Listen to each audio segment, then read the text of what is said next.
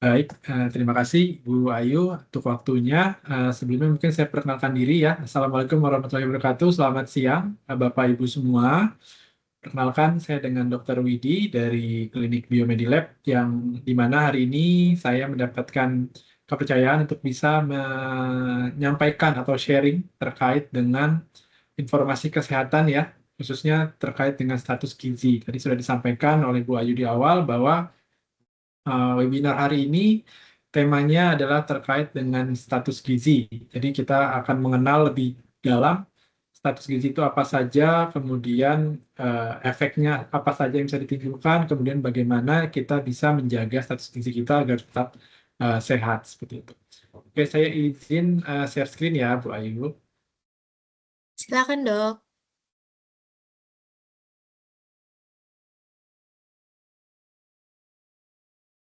Oke, sudah tampil ya di screen Bapak Ibu semua Ya, untuk sudah materinya. dok, silakan. Ya, baik. Ya, jadi materi yang akan saya bawakan siang ini adalah terkait dengan status gizi. Jadi judulnya adalah Yuk Kenali Status Gizi Kamu. Jadi status gizi ini sebenarnya ada beberapa istilah yang bisa kita pahami atau kita ketahui gitu ya. Yang pertama pastinya adalah status gizi yang normal atau sehat gitu ya. Atau tadi disebutnya healthy weight. Nah, itu disebutnya kalau secara medis atau klasifikasi dari WHO itu disebutnya normal weight.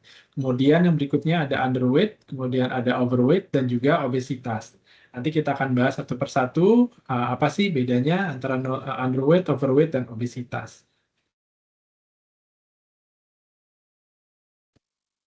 Nah, mungkin di slide pertama ini ada gambar dua orang yang sebelah kiri tubuhnya agak lebih besar, kemudian yang sebelah kanan ini sedikit kurus. Nah, kira-kira kalau menurut Bapak Ibu sekalian dari kedua orang ini, mana yang menurut Bapak Ibu lebih sehat? Yang kanan atau yang kiri?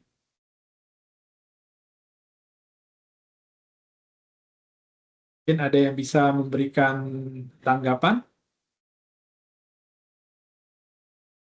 Ya, silakan Bapak Ibu boleh open mic yang ingin menjawab. Masih malu-malu kali ya? Oke, oke nggak apa-apa. Jadi kalau dilihat dari, ya, Ya, silakan siapa tadi open mic?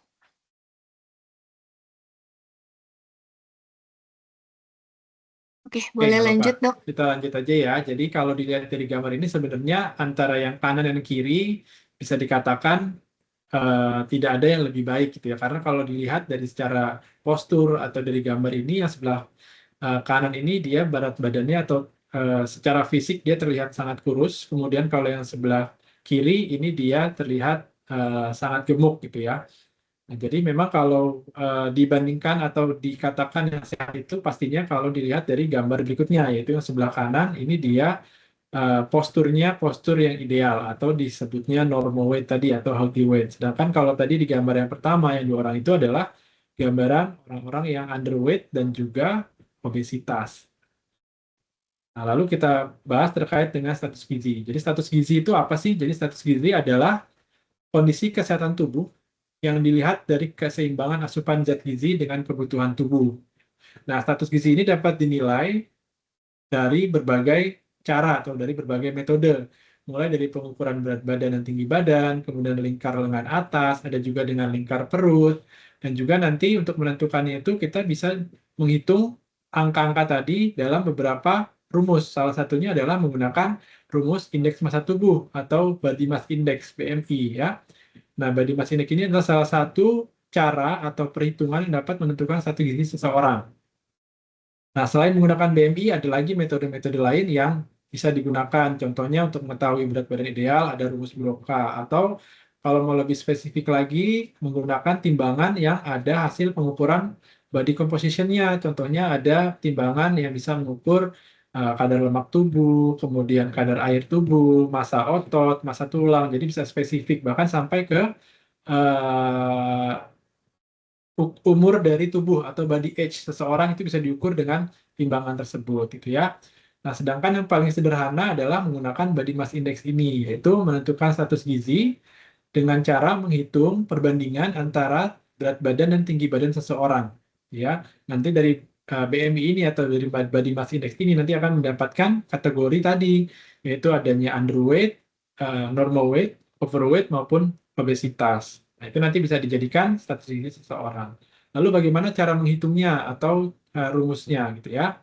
Nah, ini adalah rumus yang dapat digunakan untuk mengukur status gizi yang menggunakan indeks massa tubuh atau body mass index yang sisi sebelah kiri, yaitu ada berat badan dalam satuan kilogram itu dibagi tinggi badan dalam satuan meter dikuadratkan. Jadi contohnya, jika seseorang memiliki tinggi badan 160, kemudian berat badannya 50, berarti cara menghitungnya adalah 50 kg dibagi 1,6 dikuadratkan.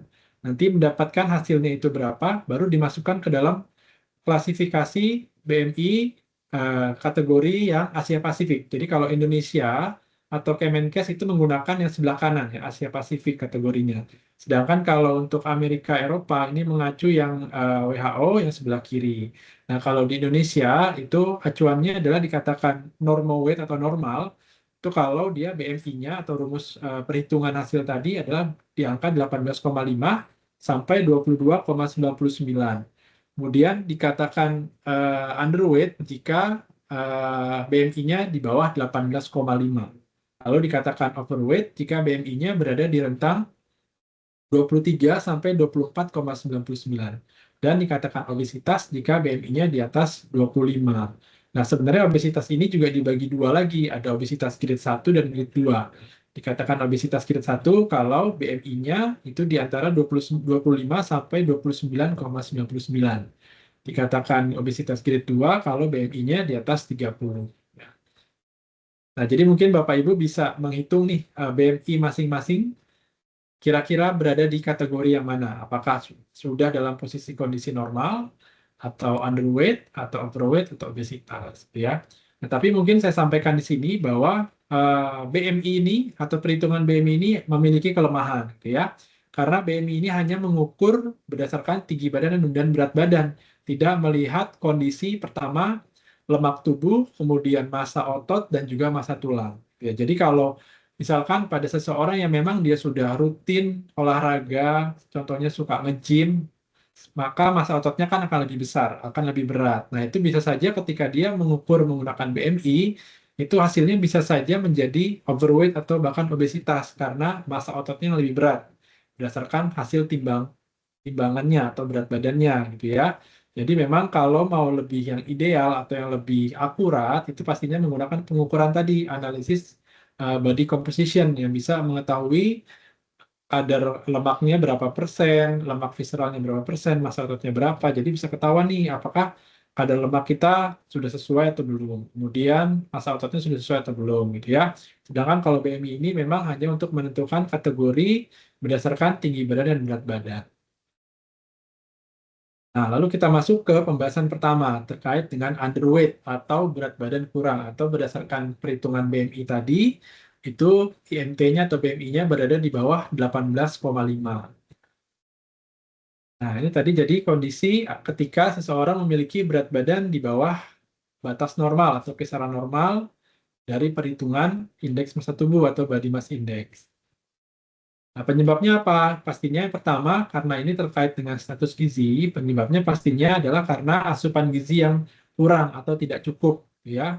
Jadi mungkin dia uh, makanan yang dikonsumsi selama ini gizinya tidak seimbang, ya. Artinya mungkin antara karbohidrat, lemak, dan proteinnya tidak seimbang sehingga tidak cukup untuk membuat tubuhnya menjadi normal atau apa namanya BMI-nya menjadi normal weight sehingga masuk kategorinya underweight.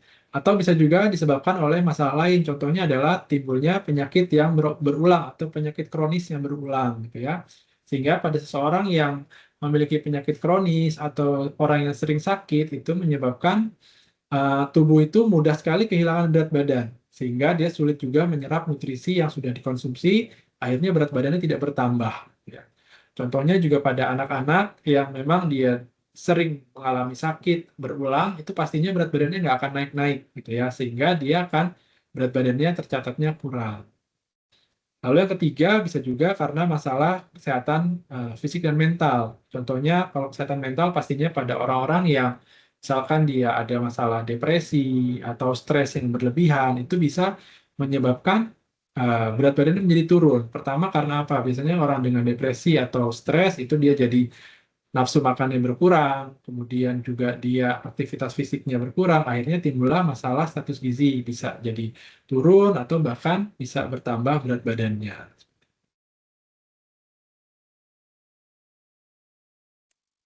Lalu bahayanya apa sih kalau orang-orang dengan kondisi underweight atau berat badan kurang? Makanya tadi di awal, pada gambar yang awal, pada gambar orang dengan obesitas dan underweight, makanya saya katakan bahwa keduanya sebenarnya kondisi yang kurang baik karena underweight pun bisa menyebabkan adanya permasalahan pada kesehatan gitu ya.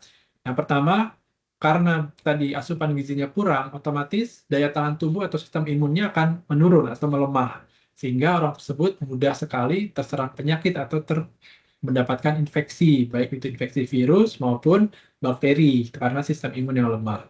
Kemudian yang kedua pastinya mudah lelah atau gampang capek, terus juga lemah gitu ya, lemah, letih, lesu. Karena apa? Karena kekurangan kalori tadi. Kan tadi salah satu penyebabnya adalah asupan gizinya kurang. Otomatis kalori yang didapatkan tubuh juga kurang, sehingga dia energinya menjadi kurang. Karena sumber energi itu adalah didapatkan dari kalori yang kita konsumsi tadi. Yang ketiga juga bisa terjadi timbulnya kondisi anemia atau kurang darah ya. Nah, kurang darah ini juga salah satu disebabkan karena kondisi underweight atau gizi kurang. Karena anemia ini kondisinya adalah di mana menurunnya sel darah merah, yaitu khususnya sel hemoglobinnya, yang memang dihasilkan dari atau dibentuk dari salah satu komponen adalah zat besi. Sehingga orang-orang yang gizinya kurang, kurang makan sayur atau proteinnya kurang, sehingga pembentukan sel darah merahnya juga menjadi kurang, sehingga timbullah kondisi anemia. Nah, anemia ini sangat bisa mempengaruhi produktivitas juga. Jadi biasanya orang-orang dengan kondisi anemia ini menjadi uh, gampang capek, terus pucat, lemah, letih, lesu, gampang pusing, bahkan bisa cenderung mudah pingsan kalau kondisi HB-nya atau hemoglobinnya terlampau sangat rendah ya. Lalu yang keempat bisa juga timbul atau meningkatnya resiko osteoporosis pada seseorang karena kekurangan mineral dan vitamin D. Ya, mineralnya itu kalsium dan vitamin D, di mana mineral dan vitamin ini kita dapatkan juga dari asupan makanan. Jadi kalau kita asupan gizinya kurang, otomatis menyebabkan kandungan mineral dan juga vitamin dalam tubuh menjadi kurang. Ya. Kemudian juga masalah kulit, rambut, dan gigi ini juga bisa timbul pada orang-orang dengan gizi yang kurang atau underweight. Ya, karena tadi kekurangan nutrisi, kurang vitamin E, kurang dari mineral, jadi pertumbuhan atau apa namanya perkembangan dari rambut juga kurang, jadinya mudah rontok, kemudian kulitnya menjadi kering, gigi juga bisa menjadi keropos kalau memang kekurangan kalsium. Dan juga yang terakhir bisa terjadi imbalance hormon atau gangguan keseimbangan dari hormon, ya, sehingga bisa menimbulkan masalah-masalah lain. Contohnya jadi salah satunya kalau pada wanita itu bisa menyebabkan siklus menstruasinya jadi tidak teratur karena masalah gangguan hormon tadi. Ya. Lalu bagaimana pencegahannya? Pastinya karena ini terkait dengan gizi, yang paling utama adalah pastinya terkait dengan pola makan. Ya, jadi kita harus bisa untuk orang-orang dengan underweight atau gizi kurang itu harus bisa mengatur pola makannya dengan baik. Ya, itu minimal ada 3 kali makan pokok, itu makan pagi, sarapan, kemudian makan siang, dan juga makan malam. Kemudian gizinya harus terpenuhi, yaitu 4 sehat 5 sempurna, harus dengan ada karbohidrat, tinggi protein, ada lemak yang sehat, dan juga ada vitamin dan mineral. Ya. Kemudian juga boleh ditambahkan dengan cemilan, ya, cemilan sehat. Cemilan sehat sini bukan berarti kita bebas nyemil sembarangan gitu ya. Cemilannya bisa dengan buah atau sayur atau yang direbus-rebus itu lebih sehat ya. Walaupun dikatakan dia underweight, juga tetap harus membatasi atau mengurangi makanan-makanan tinggi gula dan garam dan juga lemak jenuh. Kenapa? Karena tidak menutup kemungkinan pada orang-orang dengan kondisi underweight itu bisa juga terjadi masalah-masalah metabolisme. Contohnya meningkatnya tekanan darah atau tensi karena terlalu sering mengkonsumsi makanan tinggi garam. Atau meningkatnya kadar kolesterol dalam darah. Itu juga bisa terjadi pada orang-orang dengan kondisi underweight. Karena mungkin karena dia merasa berat badannya kurang, akhirnya dia makannya tidak terkontrol. Dia terlalu banyak makan makanan tinggi lemak, khususnya lemak jenuh, sehingga kolesterol dalam darahnya bisa meningkat. Ya.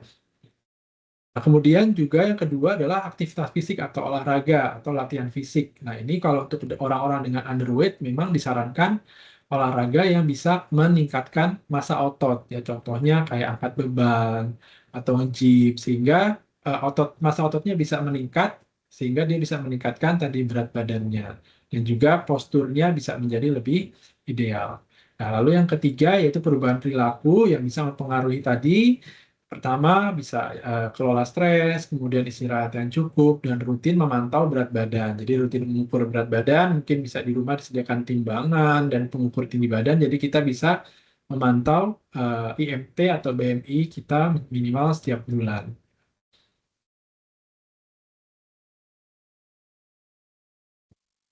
Nah, lalu yang berikutnya kita bahas terkait dengan overweight dan obesitas. Ya, bedanya apa sih overweight dan obesitas? Kalau tadi di awal berdasarkan indeks massa tubuh sudah jelas berbeda range-nya antara overweight dan obesitas. Overweight ketika BMI-nya di range 23 sampai 24,99, lalu dikatakan obesitas ketika range BMI-nya sudah di atas 25. Tapi kalau secara apa namanya arti, nah, kalau arti itu jadi kalau obesitas adalah kondisi di mana terjadi penumpukan lemak berlebih di dalam tubuh. Nah, di mana kondisi obesitas ini nanti bisa meningkatkan risiko penyakit-penyakit kronis atau penyakit metabolisme, ya. Nah, kondisi ini disebabkan biasanya karena ketidakseimbangan antara input dan output, jadi antara asupan kalori dan juga energi yang digunakan. Ya.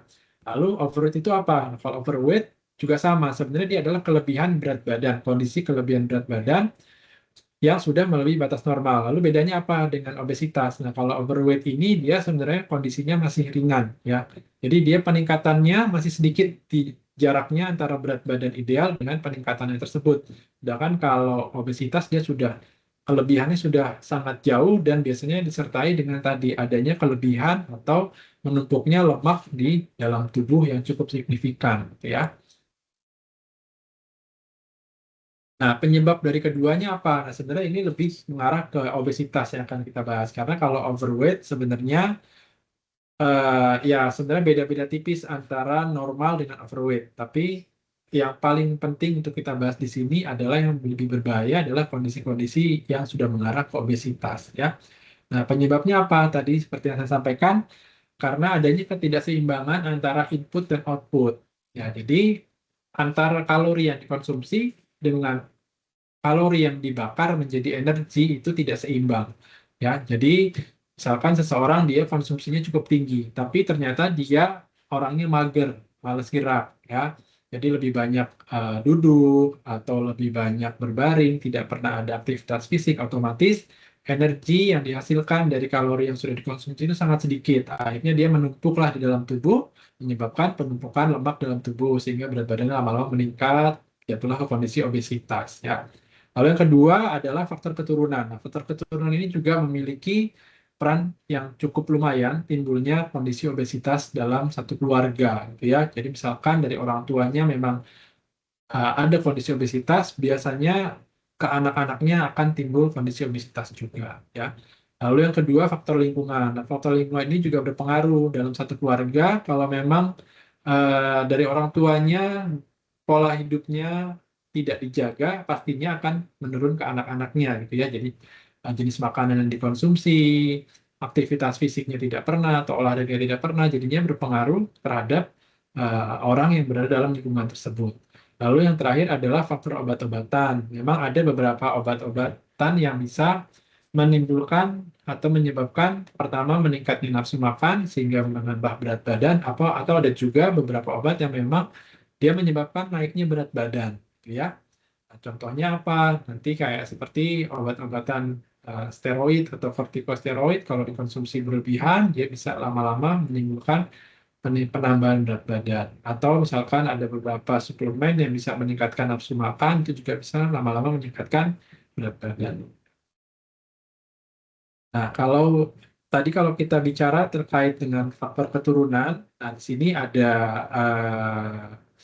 statement atau penelitian dari Kemenkes bahwa faktor genetik ini tadi berperan besar menimbulkan adanya kondisi obesitas. Yang pertama, kalau salah satu orang tuanya dalam kondisi obesitas, maka peluang anak-anaknya yang menjadi obesitas itu sekitar 40-50%. Jadi lumayan cukup besar gitu ya.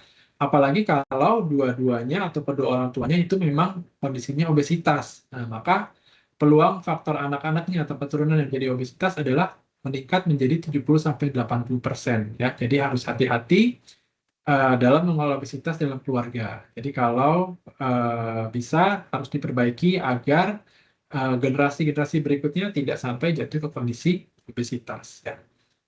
Lalu pola makan. Nah, pola makan tadi penting antara pola makan dan juga aktivitas fisik harus seimbang, yaitu input dan outputnya harus seimbang, dan pastikan harus seimbang komposisinya, yaitu antara karbohidrat atau gula, lemaknya, dan juga protein, serat, vitamin, dan mineralnya harus seimbang.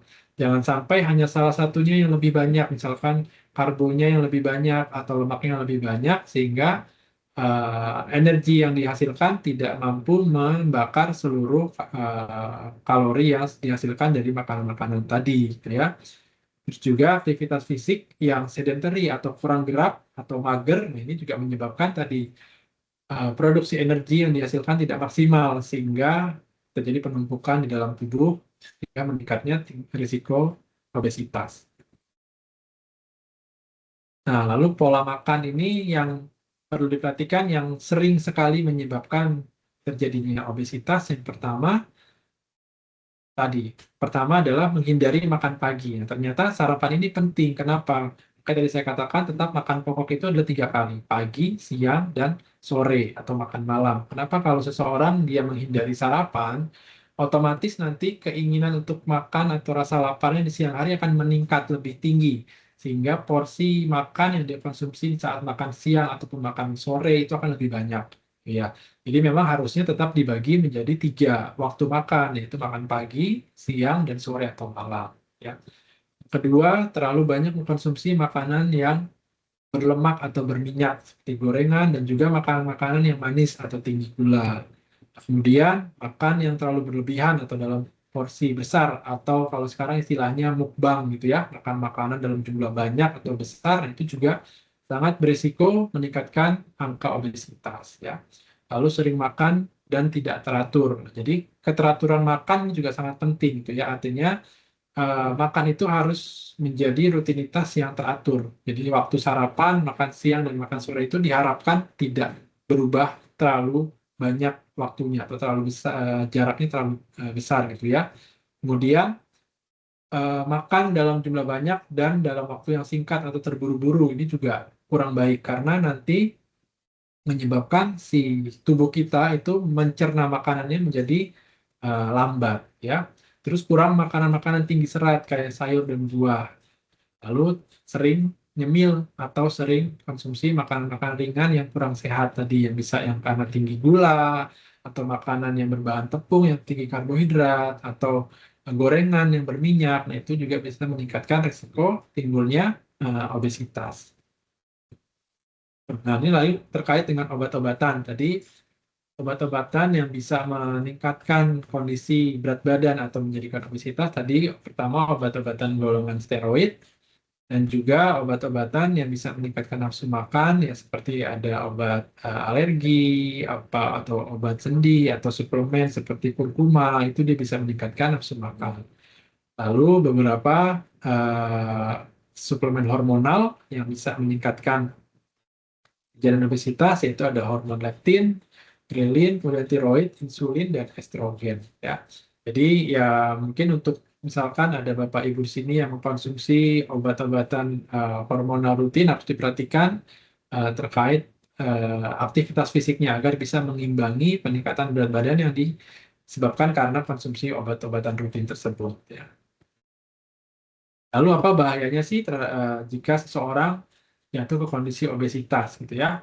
Karena ternyata obesitas ini bahayanya cukup besar. Yang pertama, orang-orang dengan obesitas ini memiliki resiko 2 kali lipat terjadinya tadi masalah kesehatan atau gangguan kesehatan yang disebabkan karena metabolisme. Ya, yang pertama yaitu adanya diabetes atau kencing manis, kemudian darah tinggi, kemudian dislipidemia atau masalah kolesterol tinggi, atau yang terakhir adalah bisa juga terjadi serangan jantung koroner ataupun stroke. Ya.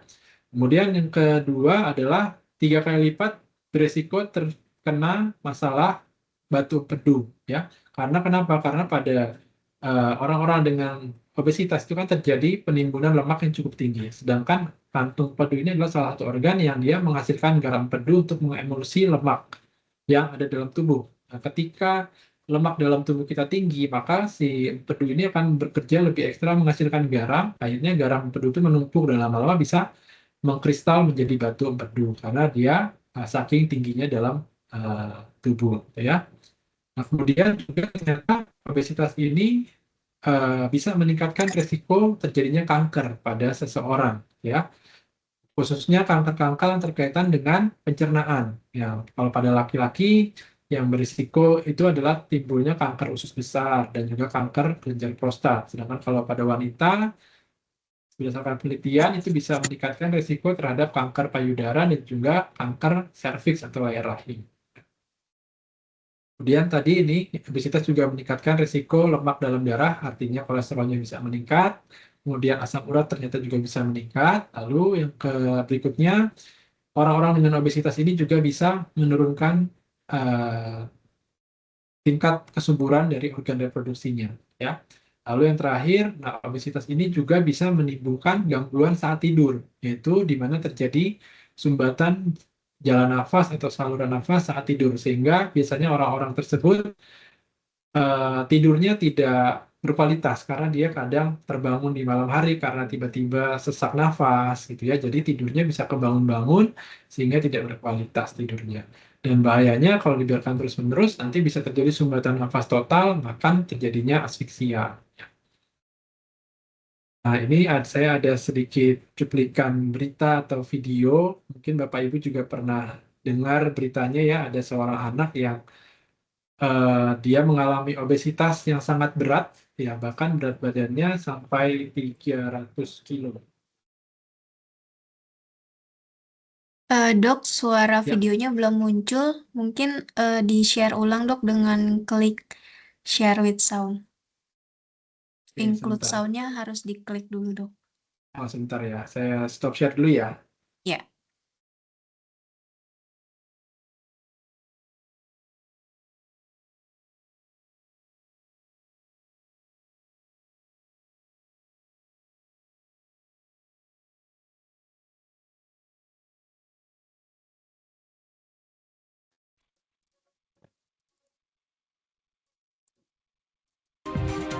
Saudara Fajri, Ya, pemuda sudah, Dok. asal Ya, oke. Tangerang, Banten yang mengalami obesitas hingga berbobot 300 kg dikabarkan meninggal dunia. Fajri meninggal saat masih dirawat di Rumah Sakit Cipto Mangunkusumo, Jakarta. Pemuda berusia 26 tahun penderita obesitas ini berpulang pada Kamis dini hari tadi pukul akibat kondisi Fajri yang obesitas dan sempat viral diangkut dengan forklift karena bobot tubuhnya yang tidak normal. Tim dokter mengungkap ternyata Fajri memiliki masalah pada jantung dan paru-paru. Ya, jadi kalau lihat dari video ini kan memang pemuda ini mengalami obesitas yang cukup berat ya. Jadi dia bobotnya bahkan sampai 300 kilo. Dan ternyata setelah dibawa rumah sakit, dilakukan pemeriksaan, sudah terjadi masalah-masalah pada beberapa organ. Di antaranya pada organ jantung dan paru, padahal usianya masih 26 tahun. Ya. Nah, bisa dikatakan bahwa kondisi obesitas ini bisa memperberat atau merusak organ-organ dalam tubuh. Tadi bisa terjadi kerusakan pada jantung atau penyumbatan dari pembuluh darah jantung, kemudian bisa juga pada paru-parunya, karena dia tidak bisa melakukan aktivitas karena berat badannya, akhirnya dia mudah terserang infeksi dari saluran nafas, diantaranya pneumonia. Ya, dan kalau tidak salah, pemuda ini meninggal karena sepsis atau adanya infeksi secara sistemik dalam tubuhnya. Gitu ya. Kemungkinan karena kondisi sedentary-nya tadi, dia tidak bisa melakukan aktivitas, tidak terkena sinar matahari, tidak mendapatkan sirkulasi udara yang baik, sehingga dia mudah terserang infeksi juga. Seperti itu. Nah, lalu bagaimana upaya pencegahan dan penanganannya agar kita tidak sampai terkena atau jatuh ke kondisi obesitas ya.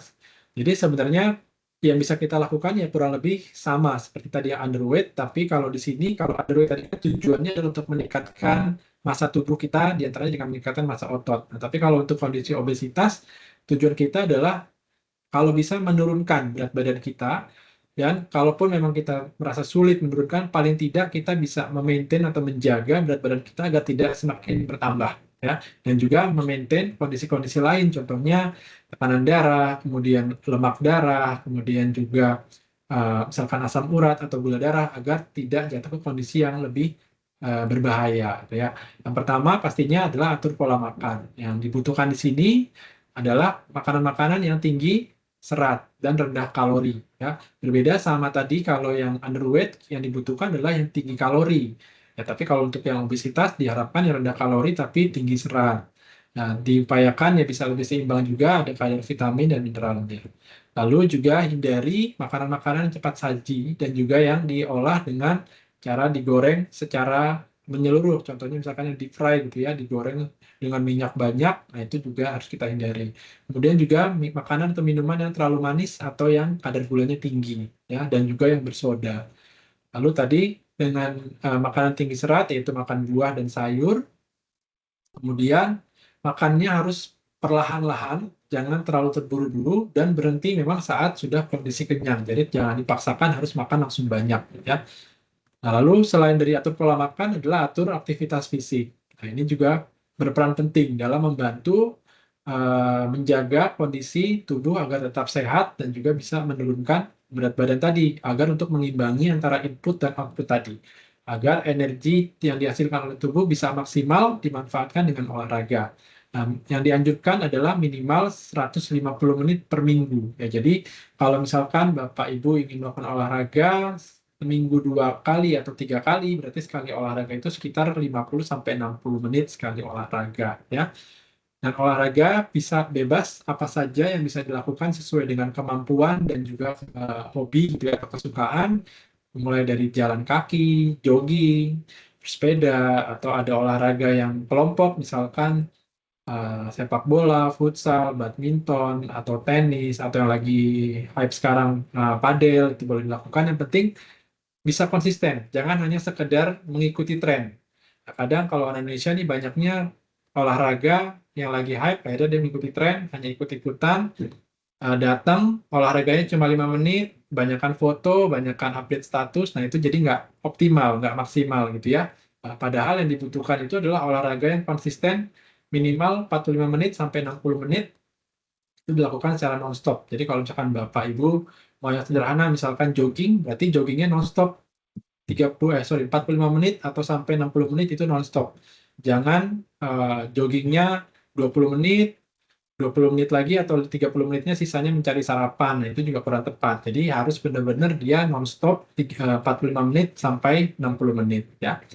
Kemudian juga istirahat yang cukup, mengelola stres, dan juga selalu memantau berat badan. Jadi diharapkan ada memiliki timbangan dan pengukur tinggi badan di rumah agar bisa memantau terus berat badan dan tinggi badannya. Baik, mungkin dari saya cukup sekian untuk sharing materinya.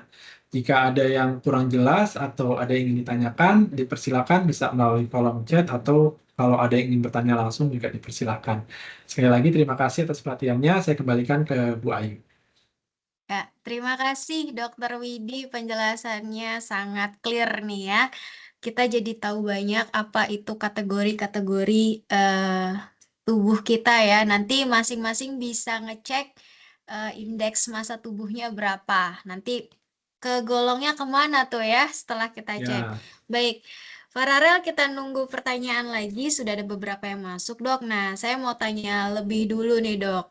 ya. Oh, oke. Ada yang raise hand ingin bertanya secara langsung. Boleh saya persilahkan dulu yang ingin bertanya secara langsung dengan Pak Nanang. Silakan open mic, Pak Nanang. Silakan Pak Ya, terima Nanang. kasih Bu Ayu. Selamat sore Pak Dokter. Sore Pak Nanang. Ya, Salam kenal. saya ini tertarik kalau membahas mengenai apa tadi overweight, obesitas atau underweight nih. Kalau perasaan yang underweight tidak dibahas ya Bu Ayu ya atau Pak Dokter ya. Iya Pak. Karena ternyata kalau statistik itu di Indonesia yang obesitas ada 20%. Tapi yang underweight kagetnya juga ada sekitar 6% saja ya seperti Ya. itu. Jadi ya kalau yang dulu digaungkan mengenai stunting itu ternyata memang benar ada juga di Indonesia ini orang-orang yang kurus. Nah, yang mungkin saya mau sharing atau saya tanya gitu ya Pak Dokter. Ini kalau mengenai obesitas ini kan kaitannya orang itu seringnya denial atau kadang menyangkal gitu ya. Betul. Atau mungkin kadang juga saya pun komplain ini sama Bu Ayu, kenapa webinarnya baru sekarang gitu kan? Kenapa enggak 20 tahun lalu gitu? Kenapa enggak 20 tahun lalu waktu saya masih sehat-sehatnya, jadi tahu ada ilmu-ilmu mengenai menjaga kondisi tubuh, menjaga kondisi sehat gitu ya, seperti itu ya. Kadang karena obesitas itu kan tadi disampaikan yang setahu saya adalah karena faktor genetik ya. Tapi kayaknya juga ada juga faktor mengenai status ekonomi atau psikologis gitu memang sangat berpengaruh besar juga gitu ya Dok ya. Nah, yang mau saya tanyakan itu apakah langkah konkret dari saya lebih menunjuk ke tim kesehatan atau mungkin dari Pak Dr. Widi ya mengenai edukasi ke masyarakat atau saat ini mungkin sampai dijadikan kurikulum dalam kesehatan mengenai menjaga kesehatan atau pola makan gitu. Karena pengetahuan mengenai bagaimana impact-nya nanti kalau kita tidak menjaga makan, tidak menjaga kesehatan, itu kan tidak langsung kita ketahui nanti 1 bulan atau 1 tahun ke depan. Tapi pengalaman yang saya alami, apa yang kita lakukan 5 atau 10 tahun ke depan itu impact-nya baru kita rasakan sekarang gitu ya Dok. Ya dulu saya pernah sampaikan waktu ada bahas webinar mengenai penyakit degeneratif itu.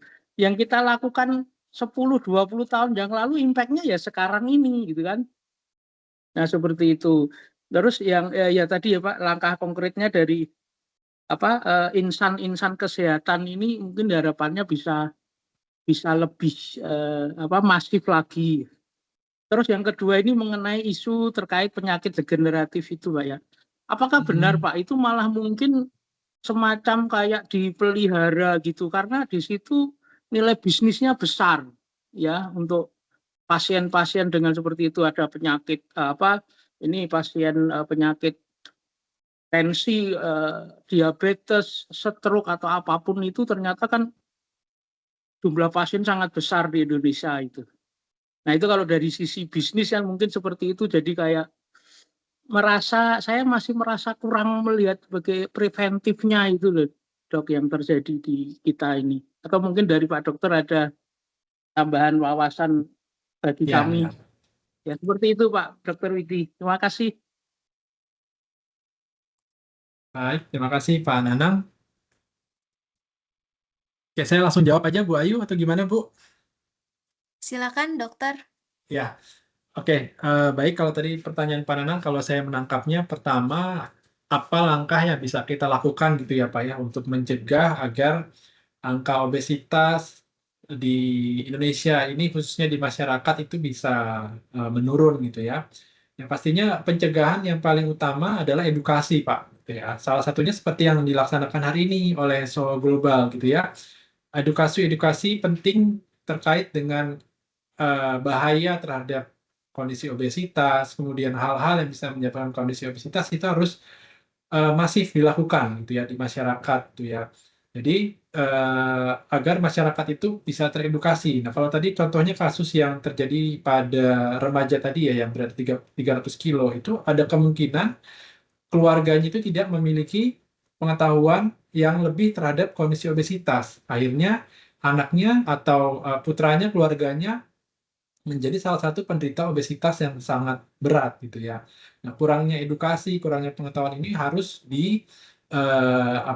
diimbangi dengan tadi pemberian edukasi, baik itu dari tenaga kesehatan ataupun mungkin dari tempat kerja atau bahkan dari lingkungan sekitar, dari puskesmas, dari posyandu, itu tetap harus digalakkan, Pak. Artinya dari bisa di lingkungan rumah, di lingkungan kerja, atau bahkan di sekolah-sekolah, agar masyarakat kita mulai dari anak-anak sampai dewasa itu mendapatkan pengetahuan yang cukup terkait dengan masalah status gizi ini gitu ya. Nggak hanya obesitas, pastinya terkait dengan gizi yang kurang atau underweight atau bahkan tadi kondisi stunting itu juga sangat penting gitu ya.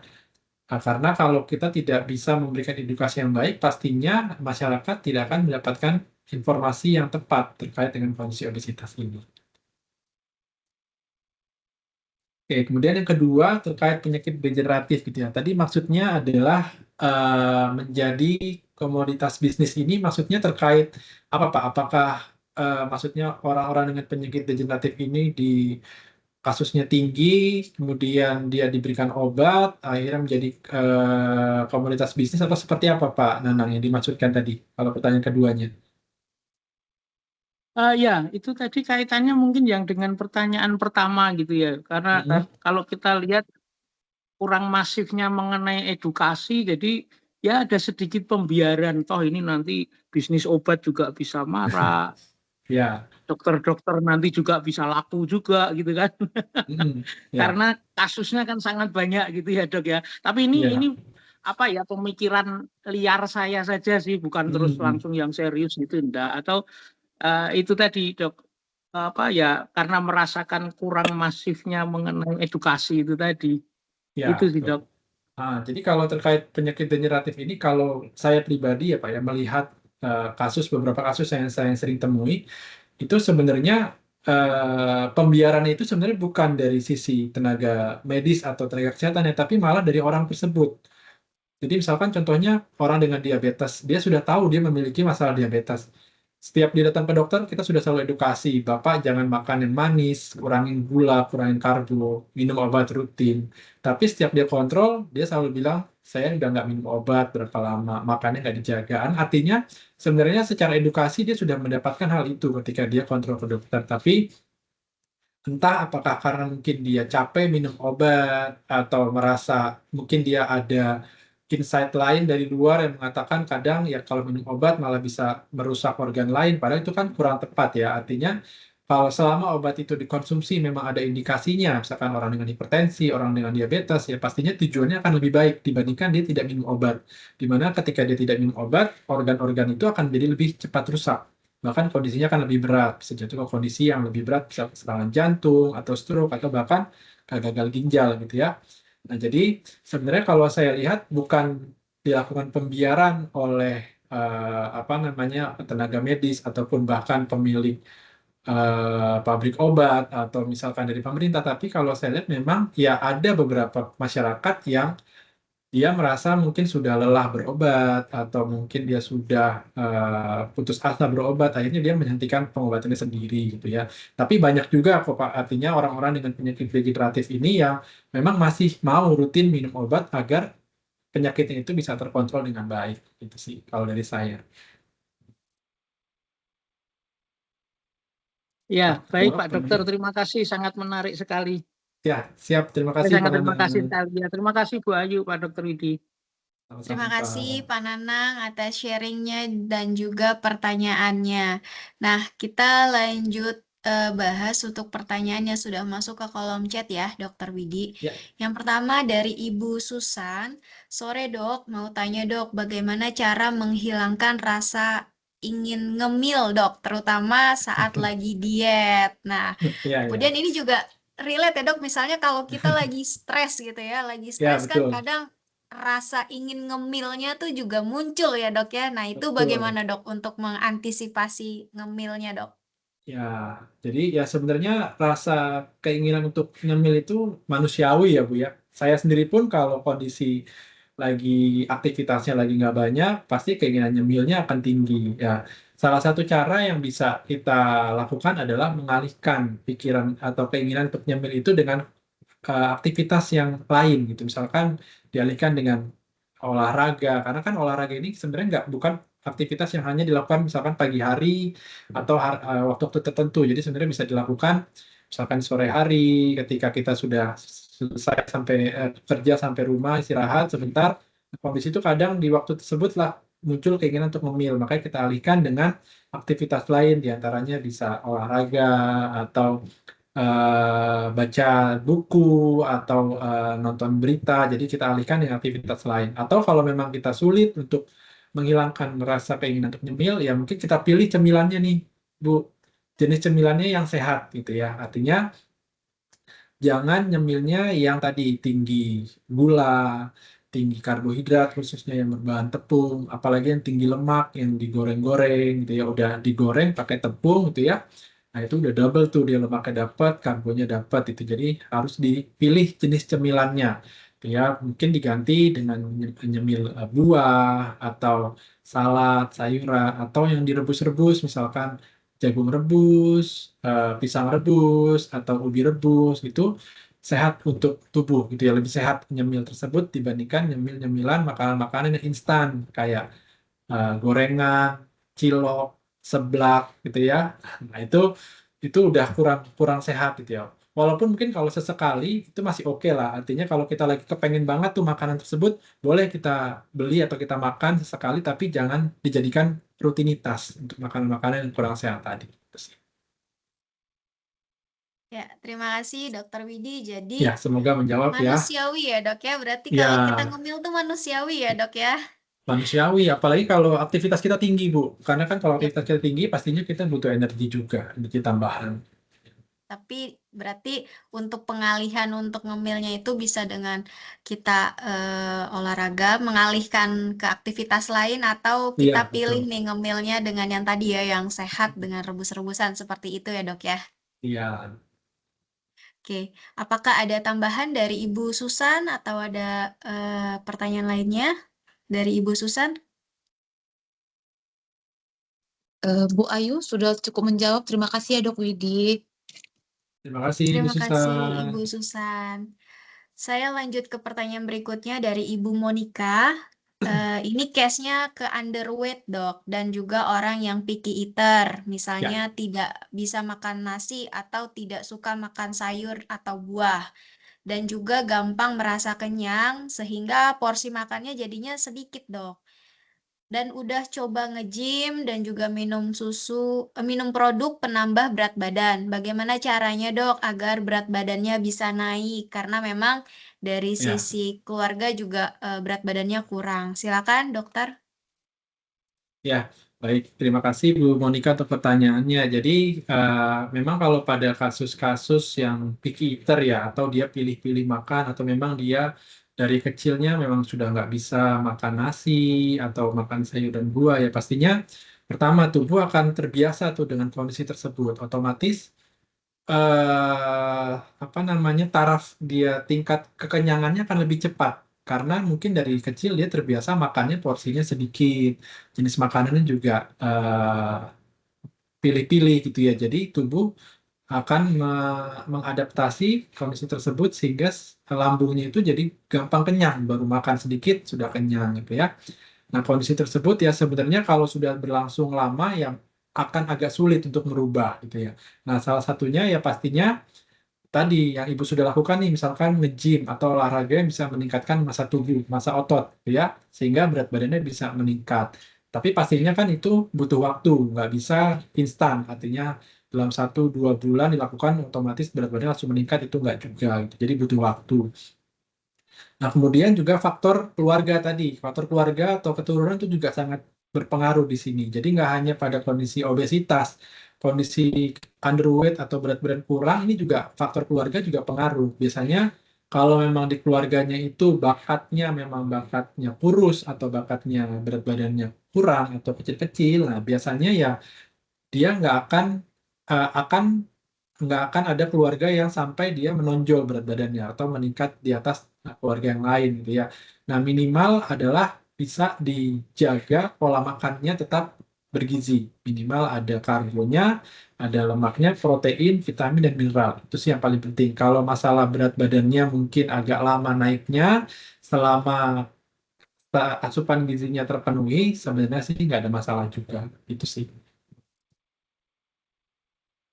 Apakah menjawab, Bu Monika?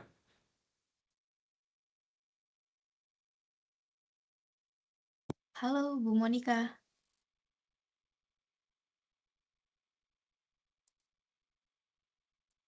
Belum ada suaranya, Bu, atau boleh ditulis di kolom chat. Berarti faktor keturunan itu juga mempengaruhi ya, Dok ya? Betul. Oke, jadi kalau misalnya orang tuanya yang underweight, jadi kemungkinan anaknya juga akan underweight gitu ya, Dok ya? Ya. Tapi Oke. sebenarnya kalau kondisi itu bisa dimodifikasi sih Bu. Artinya ketika kecilnya dibiasakan makannya yang cukup gizinya, ya harusnya sih tidak sampai ke arah sana gitu. Tapi kalau memang dari awalnya mengikuti kebiasaan dari orang tua atau keluarganya, ya otomatis dia akan kondisinya akan tidak berubah. Oke, terima kasih Bu Monika atas konfirmasinya. Kita lanjut ke pertanyaan berikutnya dari Ibu Sri Pontianak. Ingin bertanya pendapat dokter mengenai diet yang tidak mengkonsumsi karbo sama sekali, Dok, melainkan hanya protein dan serat. Itu bagaimana ya, Dok ya? Lalu saran aktivitas untuk diet seperti apa, Dok? Olahraganya yang low intensity, tetapi high impact seperti apa, Dok? Silakan dijawab, Dokter Widi. Ya, baik. Terima kasih Ibu dari Pontianak tadi ya. Ya, jadi kalau sebenarnya kalau diet yang tidak mengkonsumsi karbo sama sekali, kalau dari saya pribadi sih kurang begitu tepat ya Bu. Jadi sebenarnya tubuh itu tetap membutuhkan karbohidrat ya, karena sebenarnya sumber energi utama yang dibakar terlebih dahulu menjadi kalori dan energi itu adalah karbohidrat.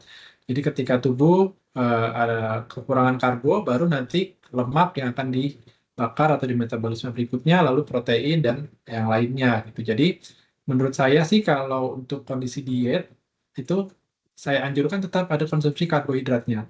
Tapi mungkin kalau tidak mau mengkonsumsi nasi bisa disubstitusi dengan sumber karbo lainnya, misalkan tadi kentang atau jagung atau ubi itu dia baik untuk mengganti sumber karbo dari nasi, gitu ya. Karena mungkin orang mindsetnya ketika tahu konsumsi nasi dia gulanya tinggi, kadar karbonya tinggi, makanya dia tidak mengkonsumsi sama sekali. Padahal karbo tetap dibutuhkan untuk energi tadi, ya. Jadi biar seimbang antara gizi-gizi yang lainnya.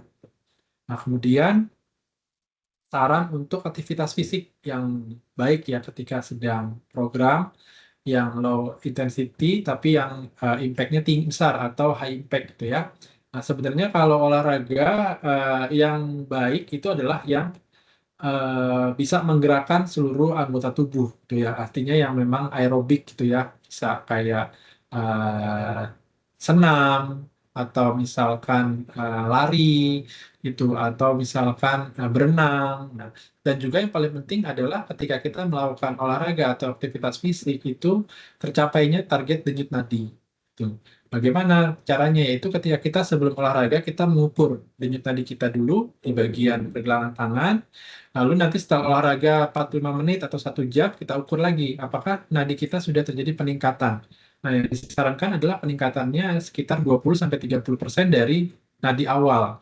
Jadi kalau misalkan nadi awal kita 80 kita ukur, berarti diharapkan ketika kita selesai olahraga itu nadi kita bisa meningkat di angka 100-110.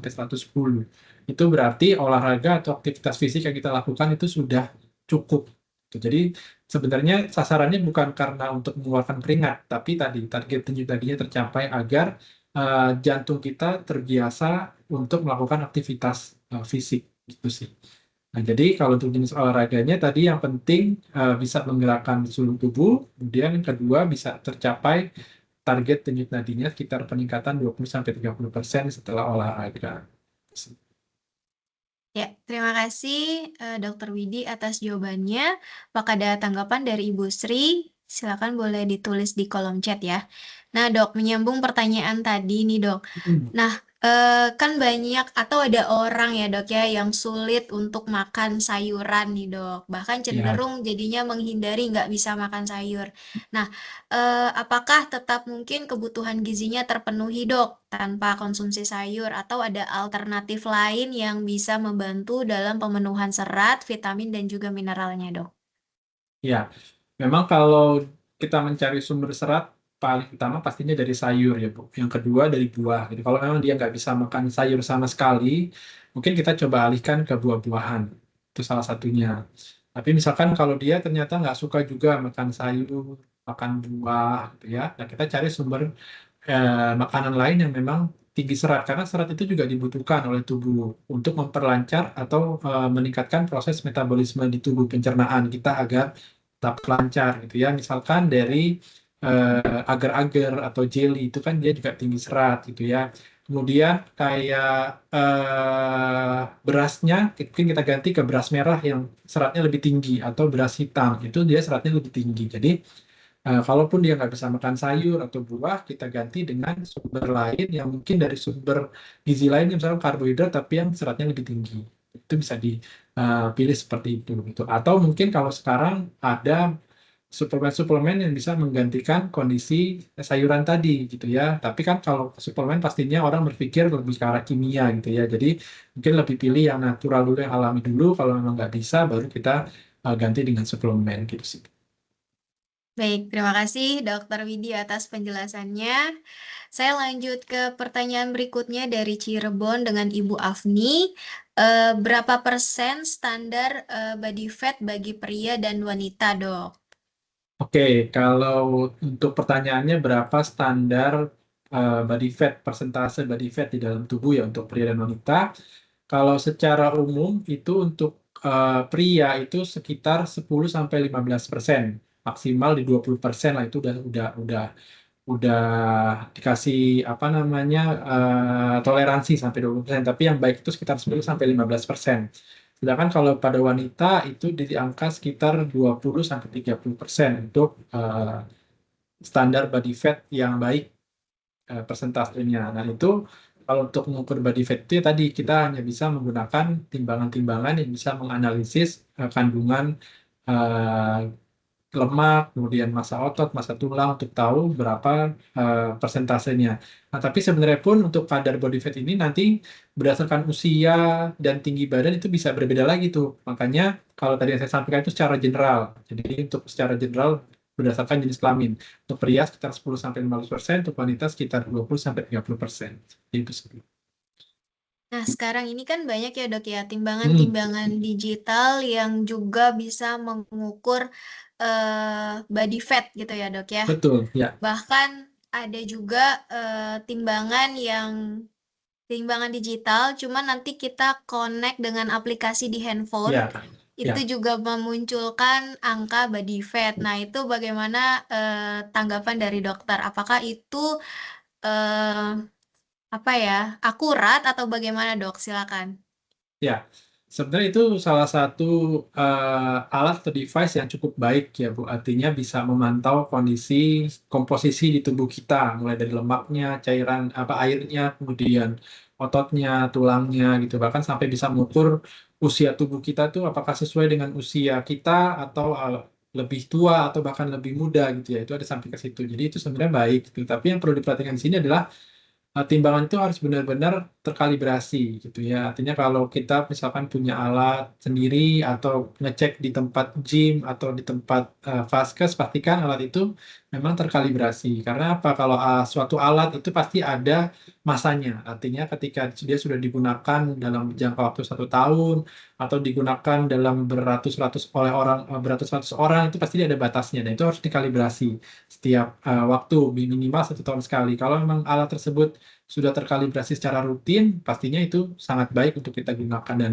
saya sih merekomendasikan untuk digunakan itu untuk memantau kondisi komposisi tubuh kita. Oke, terima kasih, Dok. Jadi buat indikator juga ya, Dok ya. Iya. Saat ini berapa usia tubuh kita, apakah sesuai dengan usia kita atau tidak ya, Dok ya? Iya, betul. Baik. terima kasih Dokter Widi. Kita lanjut ke pertanyaan berikutnya dari Ibu Ayu Suharni. Nah, ini bagi anak-anak nih dok, bedanya underweight dengan stunting. Tadi sempat disebut ada kata Ya, stunting gitu ya. Bedanya apa dok dan apakah ada korelasinya? Jadi untuk anak yang underweight sudah pasti stunting atau sebaliknya dok? Silakan Dokter Widi. ya. Baik, ya terima kasih Bu Ayu, pertanyaan yang menarik ya. Jadi sebenarnya apa bedanya underweight sama stunting? Kalau secara arti sebenarnya berbeda. Kalau underweight itu kan tadi adalah status gizi berdasarkan perhitungan tinggi badan dan berat badan. Nah, kalau stunting itu adalah kondisi di mana pada anak biasanya terjadi, di mana anak itu pertumbuhan tinggi badannya tidak sesuai dengan seharusnya, gitu ya. Jadi biasanya disebutnya gagal tumbuh, artinya anak tersebut biasanya akan lebih kecil atau lebih pendek daripada anak-anak seusianya. Gitu. Nah, itu biasanya disebabkan karena masalah gizi kronis dari kecil, gitu ya. Nah, jadi dampaknya itu sangat berbahaya juga karena dia ada masalah gizi dari kecil sehingga dia tidak mendapatkan asupan gizi yang cukup. Nah, akhirnya dia nanti ke depannya muncul masalah-masalah kesehatan, dia jadi gampang sakit. Kemudian juga apa namanya? Secara pendidikan dia bisa saja dia tertinggal atau kognitifnya terhambat daripada teman-teman seusianya gitu ya. Nah, jadi sebenarnya lebih ke arah kalau stunting itu disebutnya untuk anak-anak biasanya karena dia gagal tumbuh atau pada proses pertumbuhan gitu ya. Dan itu gejalanya biasanya tinggi badannya yang tidak sesuai pada kurva normal pada anak-anak gitu. Nah, sedangkan kalau pada underweight itu melihatnya adalah perbandingan antara tinggi badan dan berat badan dan biasanya dinilainya pada orang dari remaja sampai dewasa. Itu sih. Dan kalau pertanyaan kedua, apakah anak yang underweight itu sudah pasti stunting gitu ya? Nah, tergantung dari berat badannya. Itu kalau dia, mohon maaf, misalkan dia pendek tapi dia agak gemuk, ya dia nggak bisa dikatakan underweight. Tapi kalau dia memang sudah stunting, misalkan dia pendek, tidak bertumbuh tinggi badannya, kemudian dia secara berat badan juga kurus, ya bisa dikatakan dia underweight. Jadi melihat kondisi si anaknya tersebut. Baik, jadi itu adalah dua hal yang berbeda ya dok ya. Berbeda, betul ya. Oke, terima kasih dokter. Apakah ada tambahan pertanyaan atau tanggapan dari Ibu Suharni? Silakan boleh di chat ya. Itu begitu kalau bagi anak yang misalnya dok tinggi badannya sudah sesuai dengan target usianya ya dok ya, tapi dari sisi berat tubuh itu belum mencapai target. Apakah itu juga termasuk stunting dok? Kalau itu bukan stunting sih, Bu. Dia biasanya disebutnya tadi gizinya kurang atau underweight. Oke, Gitu. oke. Itu jadi gizi kurang ya dok ya. Iya. Nah, kadang kan kita sering kali nih dok, kalau kita makan sudah merasa cukup dan bahkan kenyang gitu ya dok, tapi belum kita ukur nih apakah kebutuhan gizi kita itu terpenuhi atau enggak. Nah, ada cara tanda sederhana nggak sih dok agar bisa mengetahui bahwa asupan gizi kita sudah terpenuhi meskipun kita udah merasa misalnya gini, adakah cara membaca sederhana bahwa asupan gizi kita itu belum terpenuhi meskipun kita udah kenyang, dok? Oke. Cara sederhana ya sebenarnya kalau kita pengen tahu ya kita harus ukur sebenarnya. Itu yang paling tepat itu ya. Tapi kalau secara sederhana minimal kita bisa tahu nih dalam satu piring yang kita konsumsi itu harus ada karbohidratnya, proteinnya, baik itu protein hewani ataupun protein nabati, kemudian ada lemaknya, ada kebutuhan atau pemenuhan dari vitamin dan mineralnya, misalkan dari buah atau dari susu, itu bisa. Jadi kita melihat dari porsi makanan yang kita makan dalam satu piring. Gitu. Kita lihat dari situ. Kalau kita lihat, oh ternyata kita baru makan nasi sama ayam doang, belum ada sayurnya, berarti gizi kita belum terpenuhi. Secara proteinnya, secara seratnya belum dapat, kemudian protein nabatinya juga kita belum dapat. Gitu sih. Oke, jadi tetap komposisinya harus terpenuhi Ya, juga ya, dok ya. iya Jadi betul. tidak hanya sekedar kenyang, tapi komposisinya juga terlengkapi. Baik, kita lanjut ke pertanyaan terakhir, Dok. Nah, ini dari Salsabila. Sejak kuliah, Salsa ini terbiasa skip sarapan dan bahkan cenderung intermittent fasting, Dok. Kalau kebiasaan ini dilakukan jangka panjang, apakah ada dampak bagi kesehatan, Dok? Apalagi sekarang Ya, lagi booming ya, Dok, intermittent fasting ya, Dok. betul. Ya, jadi ini juga pertanyaan menarik ya. Jadi sebenarnya intermittent fasting ini boleh dikatakan sih salah satu cara atau metode diet yang cukup baik sih untuk bisa kita lakukan gitu ya. Nah, kalau pertanyaannya apakah ada dampaknya bagi kesehatan, itu kembali ke masing-masing personalnya. Khususnya kalau memang dia saat mencoba di awal terjadi perubahan dalam kondisi metabolisme, yaitu harus diperhatikan dan perlu dikonsultasikan lebih lanjut ke dokter gitu ya. Tapi kalau dari awal kita jalani dan tubuh kita merespon dengan baik, tidak ada keluhan, misalkan yang tadinya dia sebelum IF dia sehat, tapi setelah IF dia jadi kena gastritis atau sakit mah, nah berarti kan itu ada efek yang kurang baik. Tetapi kalau setelah itu nggak ada masalah, ya berarti dia cocok nih atau baik untuk tubuh. Atau sebaliknya, kalau dia awalnya dia punya masalah di lambung atau punya sakit mah, setelah jalani IF ternyata sakit mahnya nggak pernah kambuh, berarti itu ada efek positifnya terhadap kondisi tubuhnya. Jadi itu bisa tetap dilanjutkan. Jadi kembali kalau masalah diet atau metode diet salah satu IF ini harus dilihat orang per orang. Jadi nggak bisa disamaratakan gitu ya. Kalau dari orang tersebut dia sudah nyaman, tubuhnya sudah mengadaptasi dengan baik, tidak ada masalah, ya monggo itu bisa dilanjutkan. Gitu ya. Tapi kalau ternyata baru dicoba jendela awal sudah ada timbul masalah, ya perlu dikonsultasikan dengan dokter spesialis gizi. Apakah memang diet atau metode yang dilakukan ini tepat atau enggak untuk kondisi tubuhnya gitu. Karena masalah gizi pun sebenarnya yang paling tepat, yang ideal itu adalah dilihat orang per orang. Jadi misalkan antara saya dengan Bu Ayu pastinya akan berbeda tuh kebutuhan gizinya. Kebutuhan karbohidratnya berapa persen, kebutuhan proteinnya berapa persen, karena melihat dari faktor usia, jenis kelamin, dan juga tinggi badan dan berat badan sebelumnya. Jadi harus dilihat persen to persen, jadi nggak bisa disamaratakan. Terus itu. Baik, terima kasih jawabannya Dr. Widi. Apakah ada tanggapan dari Salsabila atau ada tambahan?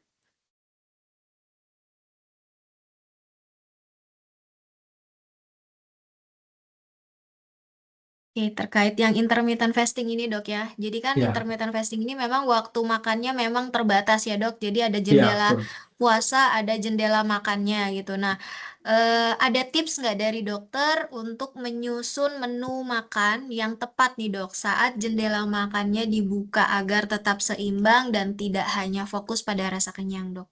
Betul. Jadi biasanya yang menjadi problem pada orang dengan IF ini, ketika jendela makan, dia makannya jadi tidak terkontrol ya. Jadi segala segala yang ada dia temukan dia makan gitu. Jadi sebaiknya tetap harus sesuai dengan pertama kebutuhan dari tubuhnya.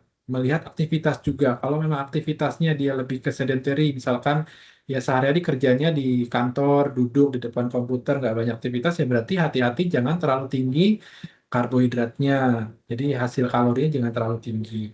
Tapi kalau memang dia aktivitasnya banyak di lapangan, di luar, aktivitas fisiknya lebih tinggi, misalkan lebih banyak jalan atau angkat-angkut barang, ya pastinya dia butuh energi yang lebih banyak sehingga ketika di jendela makan dia harus mendapatkan sumber karbo atau sumber kalorinya yang lebih tinggi dari karbohidrat gitu. Jadi itu yang bisa ditingkatkan gitu. Tapi harus mengukur juga jangan sampai porsinya berlebihan. Biasanya sih dimulai dengan porsi yang biasa dikonsumsi sebelum dia menjalankan IF. Misalkan dia biasa makan siang satu porsi, satu piring nasi dengan lauknya masing-masing satu gitu ya. Nah, itu dulu yang dikonsumsi. Jadi jangan langsung jumlahnya di 2 kali lipat karena dia merasa tadi pagi nggak sarapan, ketemu makan siang, jadi makannya harus 2 kali lipat. Nggak seperti itu. Jadi tetap harus sesuai dengan porsi yang biasanya dulu. Nanti kalau dirasa ternyata dengan porsi biasa kok saya masih kurang, ini malah jadi lemes, nggak berenergi, bahkan cenderung cepat lapar. Nanti mungkin dievaluasi di hari berikutnya, mungkin ditambah proteinnya atau karbohidratnya ditambah sedikit, seperti itu sih. Ya, terima kasih Dokter Widi. Dan tadi dokter sempat singgung kalau untuk pekerja yang lebih banyak atau cenderung durasi duduknya lebih lama itu juga harus pilah-pilah ya dok ya. Jadi karbonya jangan Iya, terlalu banyak gitu ya dok. Ini iya, relate untuk betul. kami yang back office ya dok ya. Iya, karena kan tadi kalau secara materi kan inputnya sama outputnya harus seimbang. Ya, Gitu. Jadi kalau aktivitasnya banyaknya duduk, nggak banyak gerak, ya berarti inputnya jangan terlalu banyak. baik. Terima kasih Dokter Widi. Kita sudah membahas semua pertanyaan yang masuk di kolom chat. Ya, Saya ucapkan terima kasih kepada Dokter Widi atas pemaparan materinya yang sangat lengkap, sangat clear sekali. Itu benar-benar menambah knowledge dan meningkatkan awareness kami, Dok, dalam menentukan status gizi kita supaya berada di normal weight atau healthy weight ya, Dok ya. ya. Mungkin ada closing statement dari dokter, silakan. Ya, mungkin sedikit aja ya. Jadi kalau kita bahasnya hari ini terkait dengan status gizi, ya pastinya pertama kita harus memonitor status gizi kita secara rutin, paling tidak minimal sebulan sekali kita mengukur berat badan atau ditimbang gitu ya, agar kita tahu kondisi status gizi kita apakah memang masih di kondisi yang baik atau harus sudah mulai diperhatikan. Terus yang kedua, harus seimbangkan antara input dan output tadi. Jadi antara asupan dan juga aktivitas fisik kita harus seimbang agar kita terhindar dari kondisi-kondisi masalah status gizi tadi, contohnya seperti obesitas ataupun underweight gitu ya, agar kedepannya kita bisa hidup lebih sehat, terhindar dari berbagai macam penyakit, mulai dari penyakit metabolisme maupun penyakit degeneratif lainnya. Mungkin itu saja dari saya dulu, Ayu. Ya, terima kasih Dokter Widi sudah memberikan banyak tips untuk kami semua. Terima kasih waktunya ya dok ya.